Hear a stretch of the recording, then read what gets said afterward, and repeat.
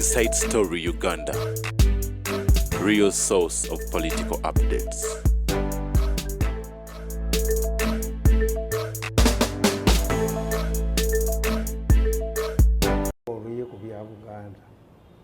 The argument is simple.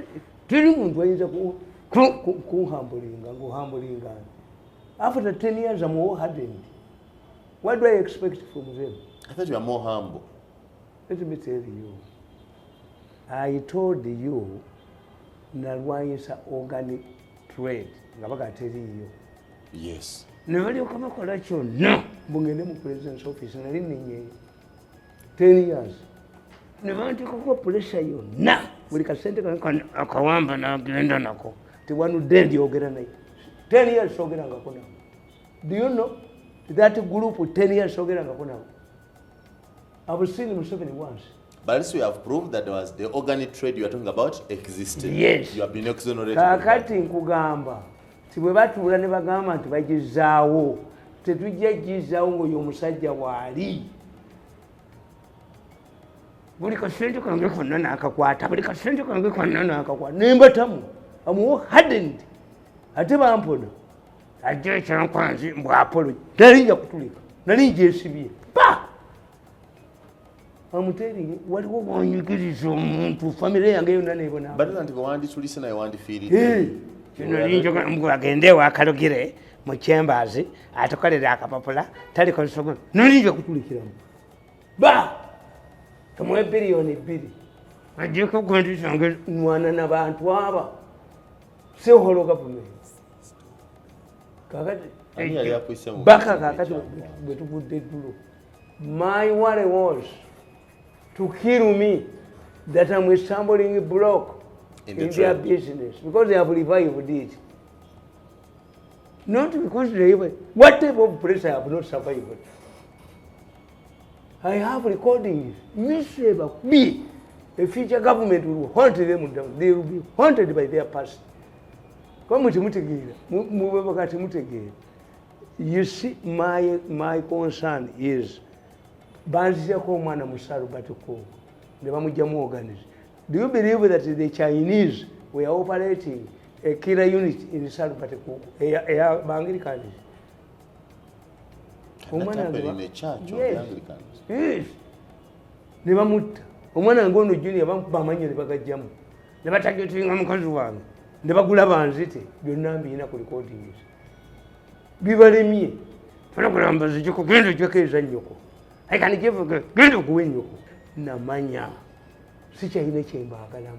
I've been with you for 14 years, saying a chamber. And go being a movie one cocochero Sawamka. Can you have a Garamu Jusa? Gababa was into being near Museveni in popularity. I had calculated my public support. Kuruani Ramantu, the strongest Gundi. Kubanza Safna alone. No sooner with your Modenzo, you know to know. No kind of cousins to name to know. Name by anybody dangerous. Never let it miss. When the year duke. Miss Saber, quite tably one. I take technology about bargain of Chinese embassy. Or you to members and all this home child. Them baby, you may be in a cocker. I must have told him it was like Yagarata never gained the one brothers. What recording is Kakati now. After doing all of these things, one, the door. Ochitegera, one. They have agreed, as you have said, the trade exists. True, it does. And it is not only in Uganda, but it exists internationally. Yes. Why? Because a human being, as I've been saying, gets spares from another human being. But once you die, your organs don't function. So your life must be terminated. So the organs are harvested when you are still alive. Do you also live? That's the question. After harvesting. Under the situation so one dies for another to live. Yes. Why? The argument is, should we allow you to die with these important needed assets? That's the argument. And what determines is, because in Europe, a doctor can terminate your life to stop you from continuing suffering. tokyawona kansa akulidde wenna. That argument is unsettled. Ati For us, the Christians believe that even at the last minute, God can bring you back. Kakati kuchenga kiri kimu. Don't we have cannibalization in cars? We do. Yes. Nti today, single so pick up boda from Jibazija. Emyaka gyinza okuwezaawo nga 10 nga bodaboda zikyali mu kibuga. Lwaki? Cannibalization. Ndizo bajjamu emu neekola ki? Nekanika endala. Kakati my argument earlier was baali babikola kala industry ne balyoka banneereegamu nga balowooza nti amaanyi gankava mu ssente. Myaka 10. I have stayed the longest. Ate nga siri mugagganya. Nti mbadde speaker ng'ompa deputy prime nti n'ejjoogo lyonge n'alokasi yange ngenda naye obugenzika. Kuba nkimanyi this is not the last government. I saw Bote, I saw Idi Amin, nene ejja kugenda. You want to commit nti ebya organ trade tokyagala byogerako wabitadde. Sinze stumbling block yaabwe. Don't kill me kuba ebirala byonna bikoze eki. Biganye kankubulye muwanga. Waliwo ekintu ky'olwanyisa. Kakati kankubulire. If you have been quarreling with your daughter, that I'm opposed, I'm a Christian, I'm a pastor, yes, I'm an Anglican church bishop. I cannot condone that marriage with your boyfriend come to church. When your daughter comes to church with her boyfriend and they get officially married in the church, and you continue harassing the daughter, it means you are after something else. Because what you wanted was solemnized. Yes. It was officiated. People were doubting until 2030. I was among them. Yes. I have medical doctors. Nabone baganti tata byogera tebiriyo. Why? Medics to get a kidney from you, you must be on the same bed. From here to here. Immediately. For years. Kati bano bayiga kurudu means ezigitambuza. Kati nga medics tebasobola kitegeera. Actually, then nagenda kubuuza ne medics tekisoboka kati bino biba etteeka lye baakoze likyogera litya. You only donate within Uganda oba omuntu bamuleeta. Kakati mwe ekyo kyemutamanyi nti nabakuba emyaka 10 nga balowooza mbujja kujja ntole nabo mbeegayirire nabakolera puzzle. Do you know that for 10 years when I communicate with them through messages tebandabanga? In 10 years the longest yakatabo kange nakuwandiisa akatabo kange ndowooza tetukaleese. Why we should forgive? Naye bankubye famire yange omulenzi agikuba nalaba ekisajja kyabwe waliwo ekisajja kino kyata mukazi wakyo nekimusokoolamu we are go getters. Nkukubye nenkujjawo mbakubye nembajjawo. They are no longer go getters. They have suffered a humiliating defeat. Ensi yeetaganya okuwulira nga gwe lecturing ku forgiveness. Yes. It is really a topic we want you to handle. You talk about forgiveness. Anti God has given me bameka. Ne bakugulira abatemu. No one. In fact, ngenda kusatulating a video abantu bategeere. I can raise money. Ngejogolira abaana bano ndi bajjemu. Katonda abakubye ebbalayi mu kyenyi. Tebawangulwangako. Olumala okuniyako ennagisi yabe ye Museveni n'akanyuka ku jirikiti. Batabagambako. Bebakuniyako. Museveni n'akanyuka ku jirikiti. Without considering tetwajja kufuna mirimu mu gavumenti ya Museveni. Mwagenda kukola mikwano. Twalowooza nti is an elevation ladda tujja girinnyirako.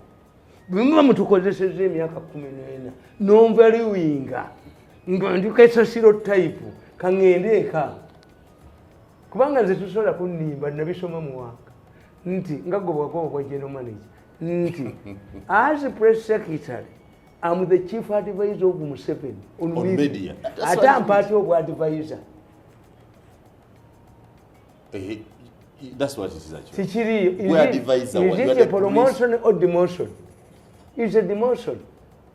ate mba njakukolere kakati onteeka ku payini killers wanodde mujja kwembalase mumpe obwana disinya kapiripirinya kankome wano ngende na kino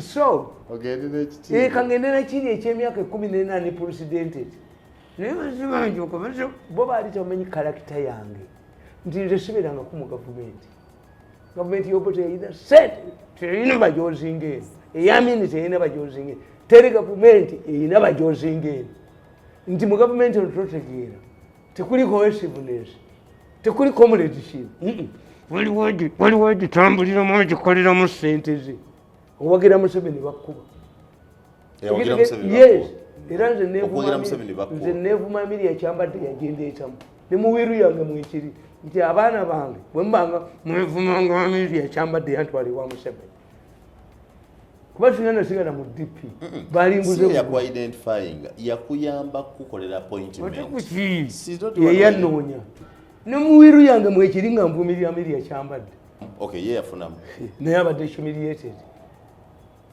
Go about the principal private secretary or the advisor, however senior or junior. To see the president, you have to go through who? Minister of Presidents. The way you were, others were going through you. Systems humble you. I didn't go it. Mr. Zajagala, Wawkani, will see with them 7 years. Over Sinaki, Subi, Agenda Company, Kuminena, Ganema, Gavamo, Gangandika, Gambama Tapfad. Okuja kongo mpande mulimu mulala away from the media yonna jigwa I failed the media performance ekitegeeza tulina wonteeka mu media. No, you did not fail. You worked very well actually. No. You gave that office, you made the office rosy. Tulina mu media kyompa n'obwa minisita tobumpaamu nagwe ebigezo. No, I can't agree. You did the best. You were performing according to you. According to the president, I failed. I was humbled out of set out the kitchen safe at night. Kaka toyina mulimu gwonna gwompa guli related ku media. Iyo media najigwa bisanatuku.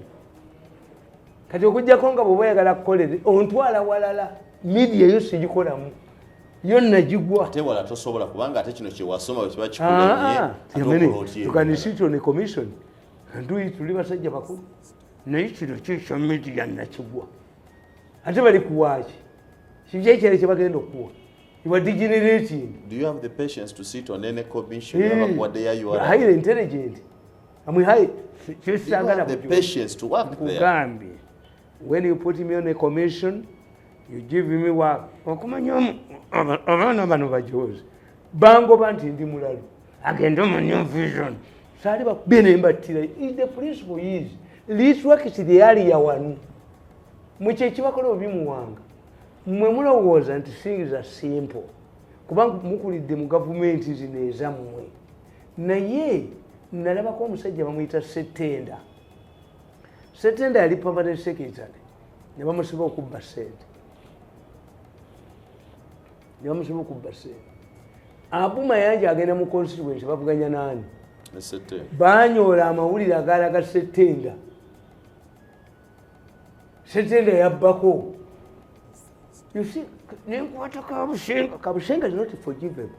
Kurumya is not forgiven. Okujjako nga new vision empadde million 10 nerituраkitinga. But one day, it will haunt my children and grandchildren. Bajjako tujja kufuna gavumenti etajoga ekolera ku merit bampa obwa minister. Bakweringe kye bayita vetting. Mu Uganda vetting tekirimu. Omulamuzi wa High Court yagamba vetting only stops at academic qualifications. But is it vetting? No, you know, it's a sick jimbi. Quite, I never be a yamukozes. Vetting means wavaako wa. Mu America wali omusajja, Reagan we yafuuka president wa America. Yaleeta General Alexander Haig. Ne bamubuuza Alexander Haig, we last had you after the Second World War. Well, where have you been? But the drug traffic, that's vetting. Character. Background. Yes. Integrity. Kati one day, bukidde, n'okasajja kano ak'obugalubindi akakuba nti bayisajja na bamukebera omutwe mu ebiri birikode. wanudde balindeetera bwoboneeteba nga obanyimiridde mu kalulu ne babisaasaanya. Do you remember that at one time an existing government newspaper and this sister newspaper claimed that the president had to summon your mother to witness a mental permanent death. Akatwekako bajja katta abaana bako bajja batta. Nze bw'obinkola ebyo tobikola ku muntu atamanyi. Everything ituduka nkubuulire emyaka 10 have I survived. I'm surviving on goodwill and my relatives. Goodwill. Ye abantu benakolera edda mirundi tabba. Okumanya namala abaana bano nembabala obujozi bwabwe. Namanya. How do they humiliate people? Why are people forced to be humiliated? To swallow their pride, to swallow their pie. Ate Museveni yani mu bantu abaana balinga bano bamulema abaana balinga bano babataano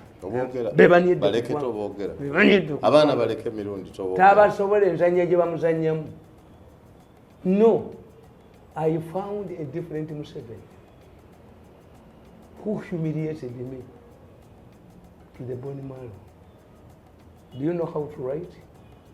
That would be a question to a new person. They would have asked me that question when I was entering the State House. They asked you whether you knew how to write? Yes. That was derogatory. Do you know how to write? Very humiliating. A man with a master's?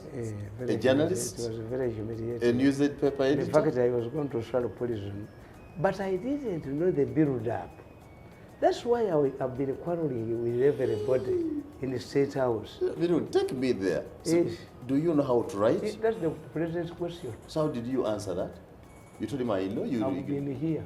My work involves writing. Do you know how to write? What was the intention? No, the issue was, the Indian was stubborn. Humiliate him, humble him, he will accept whatever you give him.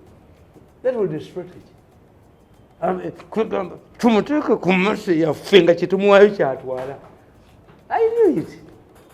I went home and humbled the man. I almost took poison. Because I knew what would happen. But the entire media. How can I be an advisor on media when the entire media has been incited? How can you close programs of an advisor? Abasajja baniya. Short term. The two are contradictory. Yes. The programs of a media, a presidential advisor cannot be suspended by UCC. Because the president... The two are nange byombi bituufu. And the advisor ng'ate programu baziggyako. Kubanga ono mulenzi yali alowooza nti ndi wa. Because you were expected to be ethical, but you didn't. Which one? Baali baagala nnyo singa nakitegeererawo nti balwanira organic case yaabwe trade yalimu abantu bangi era nalaba omusajja nga agamba, but why do you pressurize me to apologize to Mirundi? We are 100 people. Business yaliwo dda nga y'amaanyi nnyo, ebyewaffe byebibi batabale manwe bajja gitegula. Nze nabasonyiye ng'omuntu bati amutuyini wano ejuuka eryabalinyesa ku mandwa tebajja titegeera bali ne bagaana balina okuteegulwa. Gwe bw'osonyiwa bali gw'obagamba. Yes, you tell them. Jjajja wano tubasonyiye. Naye mu mbiyita byakuzannya repinga omukazi aliko ebyewaabwe olabe eddalu bw'ogwa eddalu. So ye ne bwakusonyiwa bikuba. Yes. Let's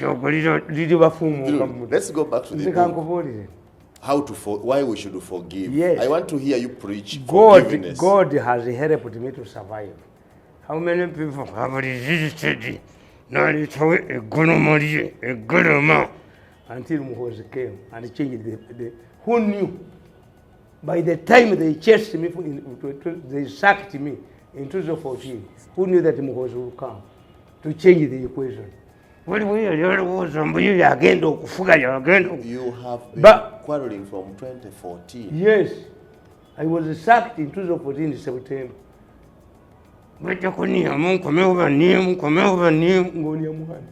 Kubanga bakyekolera nti ne ssente zange zonna ezifulumye naki aziwamba nja kwogera sijja kwogera naawe konsimuka bbuli ne muggwe sijja kwogera naawe kati ndiriizinga kimu ti if you have been saying ti nze mbaganya okukola bizinesi yammwe mugikole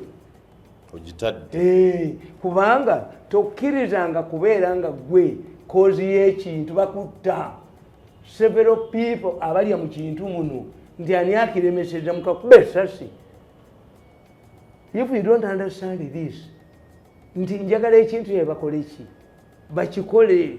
Ekyokubiri nti ensi ekitegedde. Ekyokusatu bakireetedde etteeka kakati bano bapayuniya abakitandika kibavudde mu ngalo zino sente kyobalaba tebogera miwendo donation money anti abantu bajja genda ku international gundi bwegenda ku internet bigula bisente mmeka tebakyaddamu kirya bokka ku guridi gye bayina bano abasajja bwobasoma tukita group psychology tewali alya sente ku munne bonna kati bagenda ku kirumba ogenda kulaba omusajja adikira yeyiganga ekamuli ti amalwali agali mu nnoga nagaani nze mbigula kubanga kakati the market is available and the law is on their side and the law is there. The market is wide and bigger and it has a constant supplier because the argument is nti terminally sick people tebagenda kufana bintu agudde ku accident ng'amagulu gonna gamenyese aliko kikuba mukono ng'abaganda bwe bagamba aliko ntunnuzi mu bimujjemu kakati which means inside out muyina okukola company ne Joseph Tamale Mirundi okitegeera how is it going to organize ono abadde abiyita ebibye bimuvudde mu ngalo yali ku lutinga abasabe yakola bimaze omuva mu ngalo is now an open business. You're not telling me in your book who are you telling to forgive who? Me go gambo okusonyiwa why we should forgive kibakoze family yange kubanga bo bajja kunjoga nga balowooza nfaanana ne bakalakita z'abalala nyinza okubeera mu ssabo yange nenkola mu ssente baali tebamanyi mu ssabo state house gavumenti wala mu lubiri okukolayo mu state house. I can pretend to be diplomat naye bonnwanyisa nkulagako I resist. Once he humiliated me I hardened ntukubagana paka ate nze nali mugezi sina looni mu banka mu myaka 10 sinatundako nakikuba nekidduka so kakati ekintu mwe mukikalubya I have not apologized to anybody. My concern is when you can no longer stand in the way of the trade that has been legalized by a law. Yes, that's clear. It is clear. That's clear. You cannot because you'll actually be imprisoned. Yes, I think you are fighting. You fought for my daughter to be taken to the church. Her boyfriend has agreed to go to the church. True. Kakati they have got a church officially marriage. Why should I continue fighting?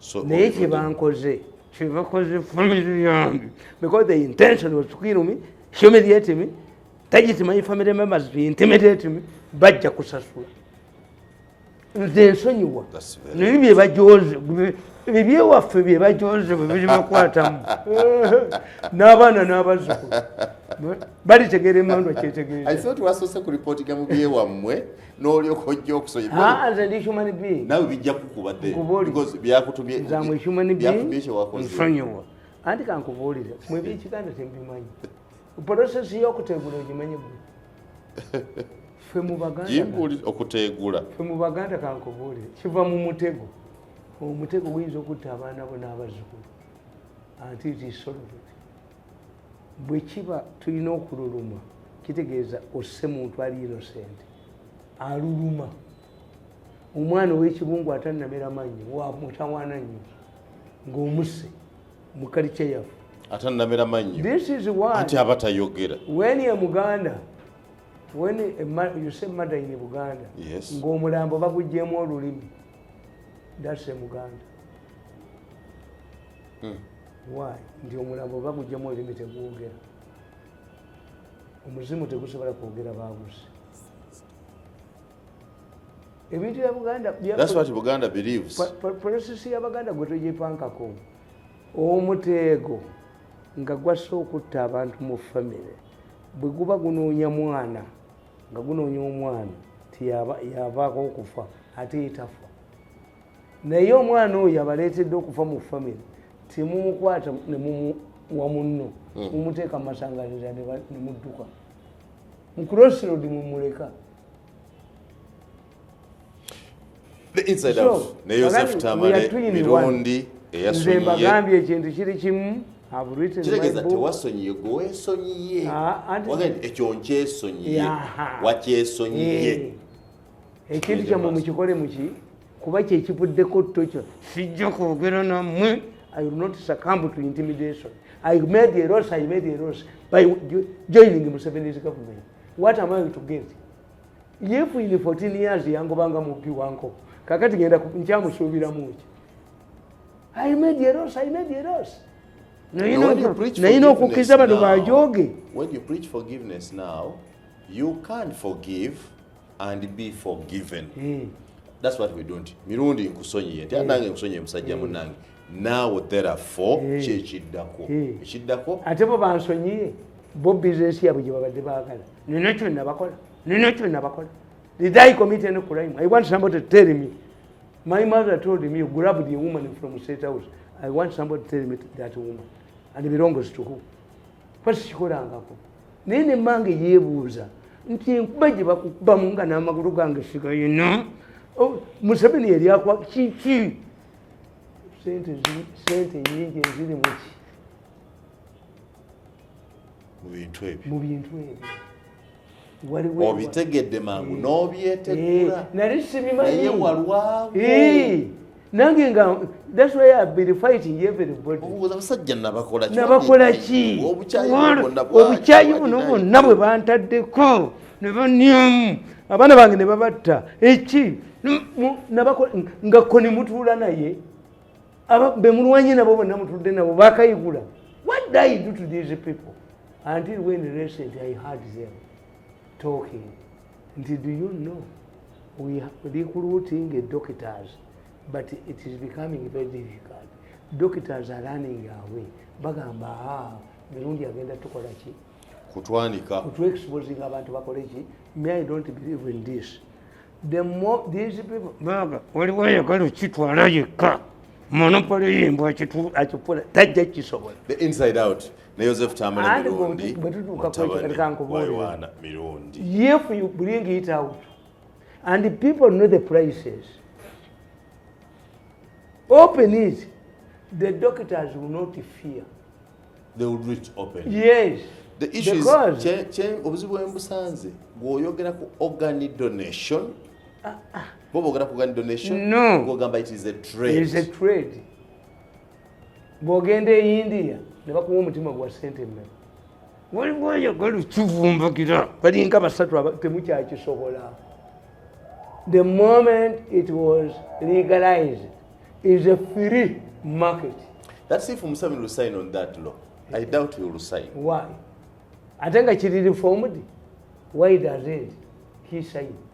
Era nze mbagamba, instead of killing me, perfect, I've written a book for them.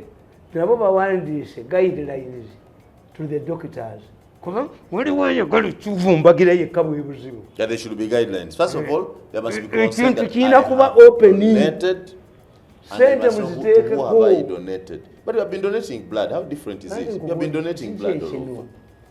Kiriya ekintu kiri komaaso. Kakati bano kibalina okukola muwanga. Ne mwana akola atya tajja kirya yekka. Kino ekintu kyayabise. Kubanga abantu bategedde. Kankubuulire. nabalabye nga boogera nga bagamba nti Mirundi mentioned Hirudu and Kawempa abatwadde badduse. It tells you how powerful I am, how people trust me. Why? Omuntu asoose okupika gye byayogerebwa okuziika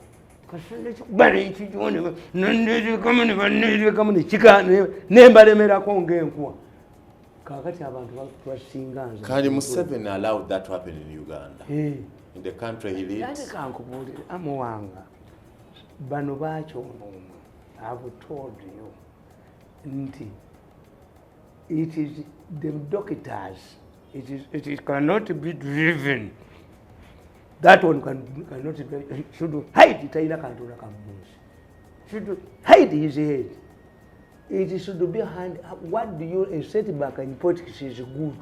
Ekintu bakyonoona bakifunyemu, abakyonoona bakiveemu.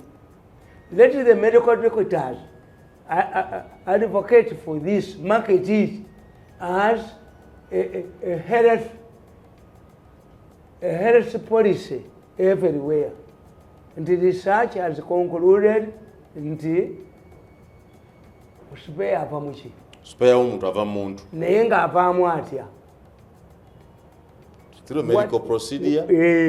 What type of categories, what type of vehicles should we expose for cannibalization? Nti emmotoka egudde naye eyinamu yingini. Vandalization. Engine namu. Iri tubijjako n'ogenda n'ogigula. N'omuntu bw'ali. Ono agenda naye akabumba ke kade kakyakola. Kakati Museveni ayina controversial bills mekazi asayinizi. Quite a lot. Bw'omanyi lwaki abanowegiya ne bagenda? Abanowe be basinga okugula amayirungi.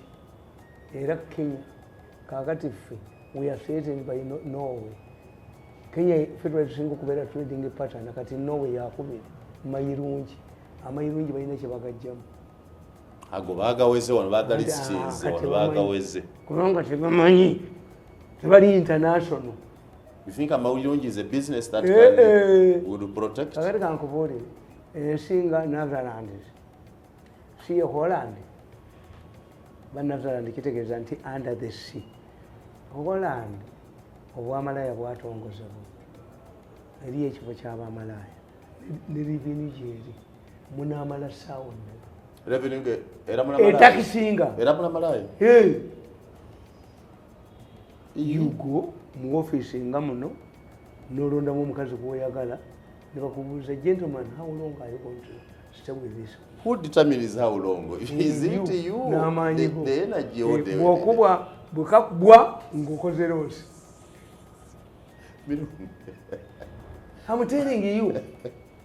Revenue to tax. In Holland, by recognizing a prostitution. And it is taxed as a trade. It is taxed.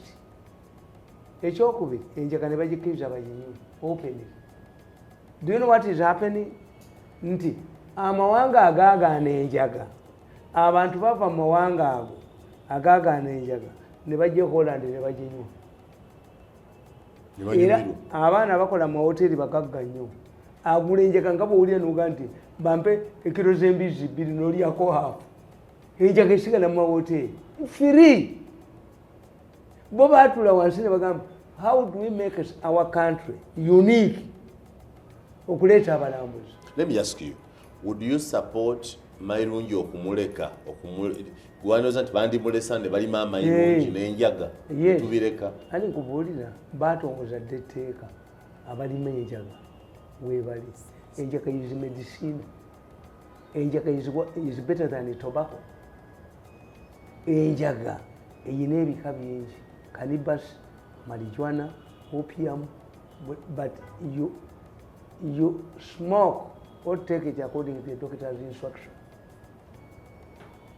Mwe muddira emisokoto. Gwomanya ensolo y'enjaga wano mu Uganda. Enjaga yasangibwawo. Yasangibwa wano? Teyajjabuzi, teyaleetebwa Bazungu.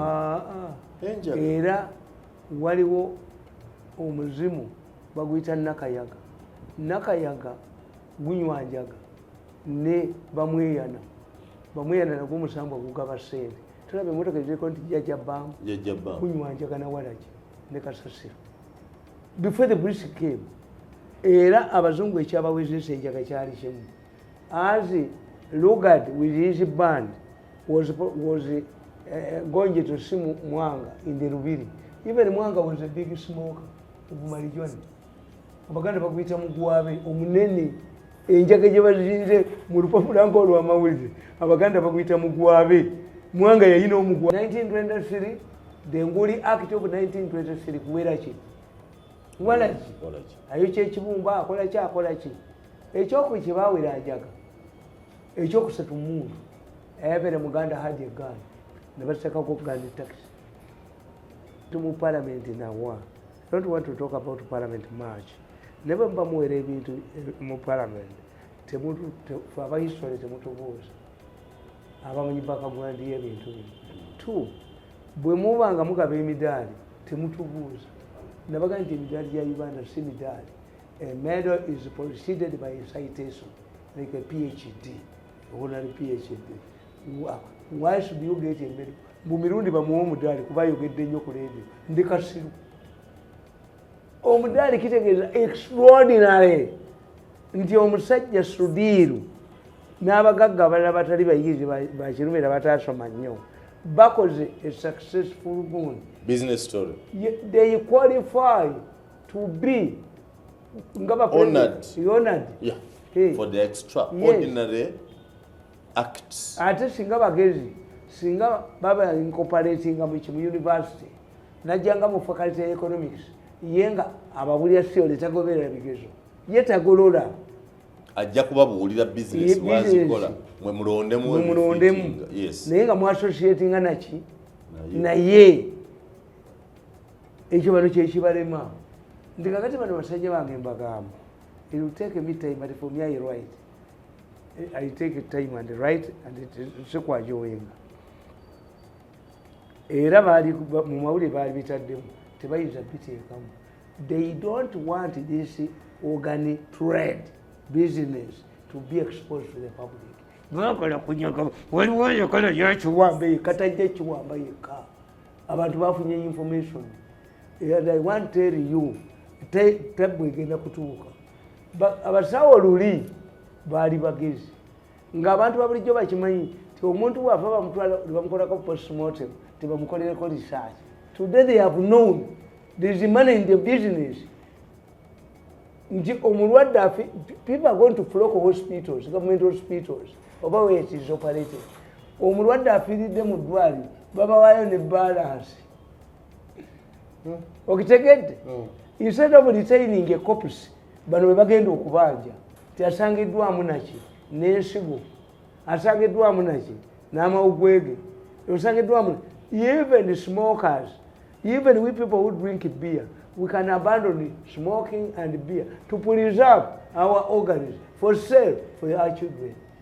Bano tubakolera ddala bo baagala kubba bukiriri organize nti bakikolanga bakibitwa nedda mukireete mukiteeseeko Mirundi era gwe Mwanga ogenda kulaba embooko bwevuga embooko okuvuga anti omulambo bagututte aba funeral companies bagututte ku kyalo ffe waffe tuyita betuyita abatemuzi mu Baganda tubiyita abatemuzi.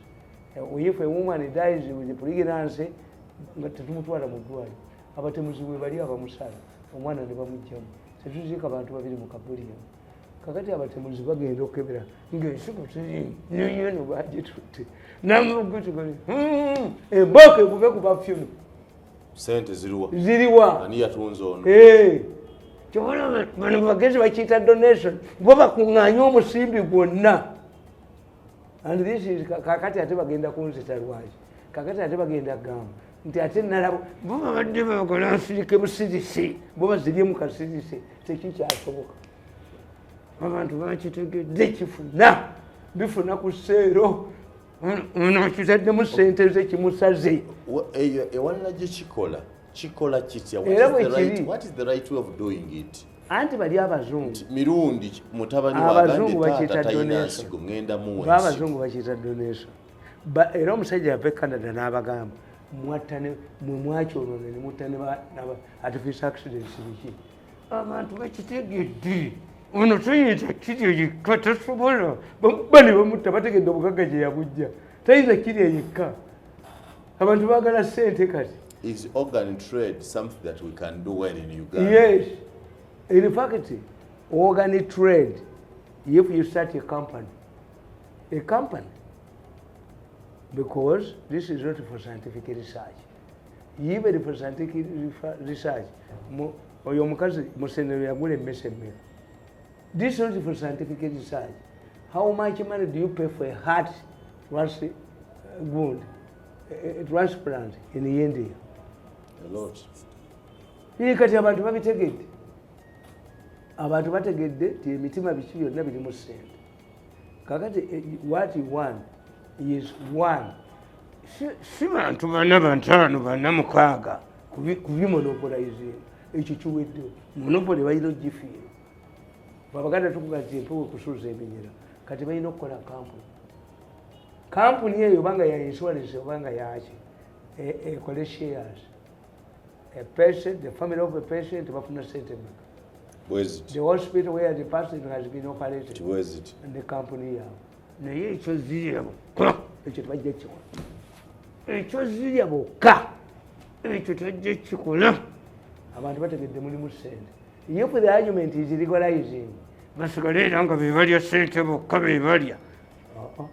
Tebajja zirya bokka. Abantu bategedde kirimu ssente. The inside out. Ne Joseph Tamale. Naye baleme kunnoonya. Those are issues, challenges they will confront in the future. Kyesikubuuzanga. Gwe watandika otya okutegeera organ trade yogeredde emyaka 10. Anti bakola bwe bati ejjoogo lyabwe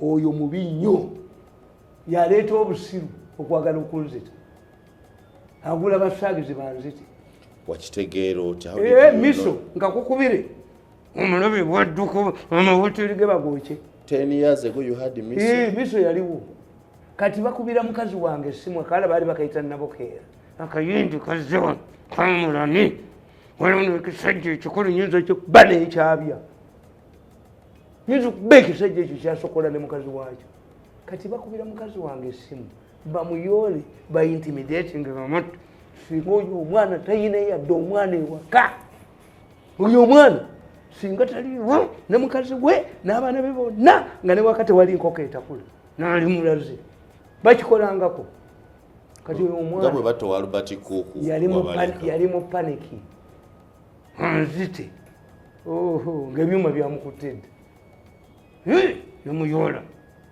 ayina olukisikiza ayina ejjooka ayina kiyemanyi ate kagumu ssebo sajja kagumu ako kagumu kuba kaava wala kakati nkwata essimu y'omukazi ngiteeka mu miso ng'essimu y'emu eri ekiruddu essimu y'emu eri ekawempe essimu y'emu eri erugazi essimu y'emu eri musaalubate ku n'erubaga essimu ennamba egi nga bonna gye baliko n'engikuba owerugazi ye yagikwata ne mugayo oranga my wife for what? No, not at all. Hey, naga, let me call my assistant. Do you know that I can come and collect you and kill you now? Where are you working? I'm in the Rugazi hospital, sir. But I think he's my assistant. I have already arrested him and handed over to the police. Why do you hand this man to the Kasana Banka Chipaniki? Nentandika no back of him. When but again. No, neweewaayo okirwanyise nga ani akutumye ngenda okutegeera bannumba ng'e Masaka tikasalaama taliyo waliyo dokita nga bamuyita Namaganda ekitobo ng'ebiri artificio yabitundanga wano ne Tanzania ngenda okulaba kino ekisajja kino kiyinza okukuba essimu kiyinza kuba bakyette wayakogetas ngenda okiraba nga kitudde ne Wawunya ne Weeyombo bonna basawo beemulago. We have a business here. Ekyasinga okunyiriza ku kisajja ekyo omu nabaga nti omu Weeyombo oba Wawuya kuli kasi as Tamale but you can even make your loan hospital kino ekisajja ekyali mu bwalo oyo But we hear Tamale Mirundi talking about Tamale Mirundi. Within 3 months, you will either be dead in a prison or as district. It's a subject. But about the Bachiman. If you think about it, you are to get him. He ran to back news to Abachina, and no one about it. Abachina Bajita. Nanjing. China Nanjing. Abasajja bava Nanjing omukazi n'omusajja nekigendayo. Oho! How much is obusomyo? How much? Nikikuba abantu bakitta. Bakikuba ne bakitta ekyo ekisajja. To say, Mirundi will be a district. We have go-getter, Kayihura. So whatever you have hardened it was. Bobala was about to Tamale. Wandikizan they are go-getters. Whatever to send up for a taker to regulate. They use the bank could take all. There are women who cannot succumb to people. The men who come into Benalaba and Havana Banabiban. Privilege the words and the influence can disappear like ice cream. Is there a government, a president who will retain the power for all of this time perpetual? Political power is like a soccer pass. Political power is like a soccer pass that can be intercepted. Nekola you have what? Government eringa pichi Congo Shikubecho. No, Duka about the Bayinama. I'm telling you. Egamanga Gabai was Simawanga. Getting more entrenched in Uganda. Uganda is Uganda and entrenched